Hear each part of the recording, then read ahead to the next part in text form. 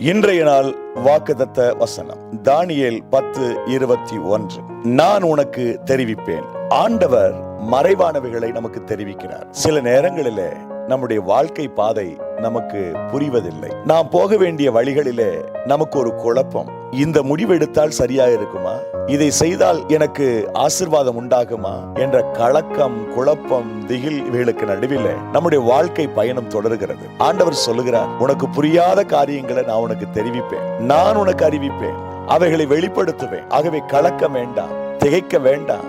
என்னுடைய வல்லமை மறைவானவைகளை வெளிப்படுத்தும் என்று கர்த்தர் சொல்லுகிறார். கர்த்தர் காரியத்தை வெளிப்படுத்த வேண்டுமானால் அவரையே சார்ந்து கொண்டு பரிசுத்தாவினுடைய துணையை பெற்றுக் கொண்டால் போதும், கர்த்தருடைய வசனத்தை பிடித்துக் கொண்டால் போதும், அவர் நமக்கு காரியங்களை தெரியப்படுத்துவார். இன்றைய நாள் உங்களுக்கு ஆசீர்வாதமான நாளாக இருப்பதாக. God bless you.